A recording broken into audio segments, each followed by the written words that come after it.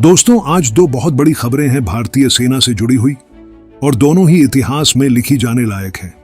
पहली खबर आई है मिनिस्ट्री ऑफ डिफेंस से, जिसने लगभग ₹79,000 करोड़ का एक बहुत बड़ा कैपिटल प्रोक्योरमेंट ऑर्डर मंजूर किया है। यह कोई सर्विस या मेंटेनेंस खर्च नहीं है, बल्कि सीधे कैपिटल एक्सपेंडिचर कैपेक्स अर्थात हथियारों और नई तकनीक की खरीद का ऑर्डर है। इसमें इंडियन आर्मी, इंडियन नेवी और इंडियन एयरफोर्स तीनों के लिए कई बड़े प्रोजेक्ट्स को ग्रीन सिग्नल मिला है। आर्मी के लिए इस पैकेज में शामिल हैं नैग मिसाइल सिस्टम ट्रैक्ट मकोडे, जो एक अत्याधुनिक anti tank guided missile platform है। इसके साथ ground based mobile electronic intelligence systems और high mobility vehicles fitted with material handling cranes भी लिए जाएंगे, जो ज्यादातर कॉर्प्स ऑफ इंजीनियर्स के काम आएंगे, क्योंकि युद्ध क्षेत्र में पहले से पुल, सड़क और साजो सामान तैनात करने का काम उन्हीं का होता है। कई लोगों को पता भी नहीं होता कि इंजीनियर्स कॉर्प का काम कितना जटिल और जिम्मेदार है।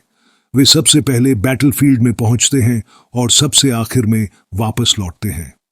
नेवी के लिए इस डील में लैंडिंग प्लेटफॉर्म डॉक्स, 30 मिमी naval surface guns, electro optical infrared search track systems और 6 में सुपर रैपिड गन माउंट के लिए स्मार्ट एम्यूनिशन खरीदी जाएगी।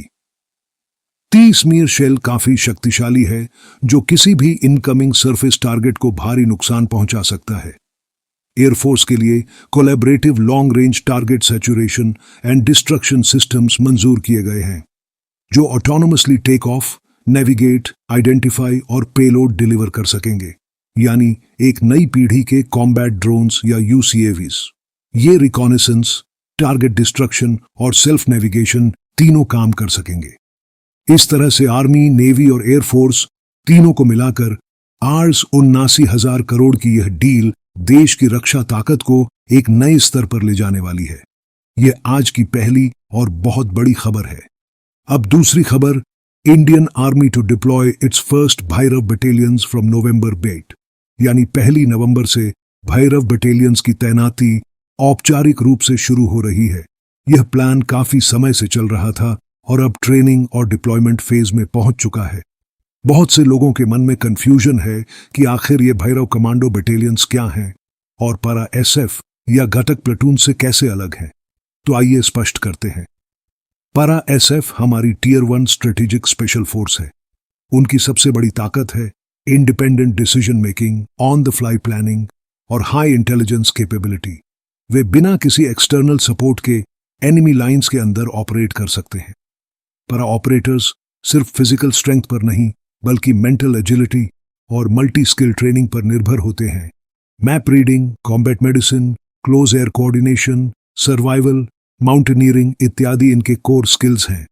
उनका मकसद स्ट्रेटेजिक डीप ऑपरेशंस करना है। वहीं भैरव बटालियंस का कॉन्सेप्ट अलग है। यह पारा एसएफ और इन्फेंट्री के बीच का गैप भरने के लिए तैयार की गई फोर्स है। रिपोर्ट्स के अनुसार अगले 6 से 12 महीनों में करीब 25 भैरव बटालियंस तैयार की जाएंगी। हर बटालियन में लगभग 250 हाईली ट्रेन्ड पर्सनल होंगे। इनमें इन्फेंट्री, आर्टिलरी, सिग्नल्स और एयर डिफेंस से सैनिक लाए जाएंगे, ताकि यह एक इंटीग्रेटेड रैपिड स्ट्राइक फोर्स बन सके। इनका मुख्य काम होगा सीमा क्षेत्रों, खासकर लाइन ऑफ कंट्रोल एलओसी और line of actual control LAC पर तेज और सटीक हाई इंपैक्ट ऑपरेशंस करना। ये फोर्सेस तुरंत रिस्पांस देने के लिए हमेशा रेडी रहेंगी।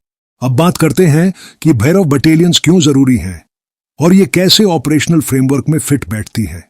आधुनिक युद्ध अब सिर्फ राइफल्स या टैंक्स की लड़ाई नहीं रहा। यह अब टेक्नोलॉजी ड्रिवन बैटलफील्ड है, जहां ड्रोन्स, एआई बेस्ड रिकनेसेंस और रियल टाइम डेटा सबसे महत्वपूर्ण है। इसीलिए आर्मी ने अश्विनी प्लेटून्स भी शुरू की है, जो इन्फेंट्री बटालियंस में डेडिकेटेड ड्रोन ऑपरेशंस यूनिट की तरह काम करेंगी। वर्तमान में करीब 380 अश्विनी प्लेटून्स ऑपरेशनल हैं और नए फॉर्मेशन में भी ऐसी प्लेटून्स इंटीग्रेट की जा रही हैं। भैरव बटालियंस में इन ड्रोन प्लेटून्स को एक स्टेप आगे ले जाया जा रहा है।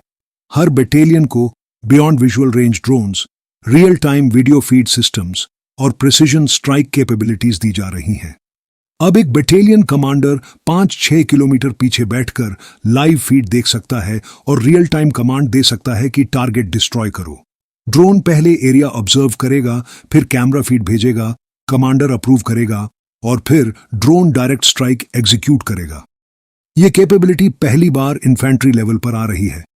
पहले आर्मी के पास anti tank guided missiles ATGM, rocket launchers, 80 millimetre mortars जैसे वेपन्स थे जो लिमिटेड रेंज में काम करते थे और इनडायरेक्ट फायर के लिए मैनुअल कैलिब्रेशन की जरूरत होती थी। लेकिन अब drone based systems real time targeting और इमीडिएट स्ट्राइक कर सकते हैं। यही फर्क भैरव बटालियंस को अलग और मॉडर्न बनाता है। इन्हें बॉर्डर सेक्टर्स में इस तरह डिप्लॉय किया जाएगा कि हर बटालियन अपने एरिया में रैपिड रिस्पांस और ऑटोनोमस डिसीजन मेकिंग कर सके। इनका ऑर्गेनाइजेशनल स्ट्रक्चर अभी पब्लिकली डिटेल में शेयर्ड नहीं है, लेकिन सिग्नल्स, आर्टिलरी और इन्फेंट्री एलिमेंट्स को कंबाइन कर एक इंडिपेंडेंट स्ट्राइक फोर्स बनाई जा रही है। कुछ वैसी जैसी पहले राष्ट्रीय राइफल्स में दिखी थी, बस यह वर्जन टेक्नोलॉजिकली एडवांस्ड और टैक्टिकली फास्टर होगा। Director general infantry LT gain Ajay Kumar के अनुसार पहली भैरव बटालियन वेन नवंबर तक पूरी तैयार हो जाएगी। उद्देश्य है स्पेशल फोर्सेस और रेगुलर इन्फेंट्री के बीच का गैप फिल करना, ताकि क्विक रिएक्शन और मल्टी डोमेन कोऑर्डिनेशन साथ साथ हो सके। दोस्तों, पारा SF की ताकत उनकी इंडिपेंडेंट थिंकिंग और डीप ऑपरेशन एबिलिटी में है। भैरव बटालियंस की ताकत उनकी border level speed, technology integration और कंबाइंड आर्म्स एग्जीक्यूशन में होगी। एक नया युग शुरू हो रहा है जहां भारत की सेना स्ट्रैटेजी के साथ साथ साइंस को भी बैटलफील्ड में लगा रही है। अगर आपको यह वीडियो जानकारीपूर्ण लगा हो तो इसे अपने दोस्तों के साथ शेयर कीजिए। कमेंट में बताइए कि आप भैरव बटालियंस के इस नए कॉन्सेप्ट को कैसे देखते हैं और चैनल द डिफेंस मैट्रिक्स को सब्सक्राइब करना न भूलिए। जय हिंद।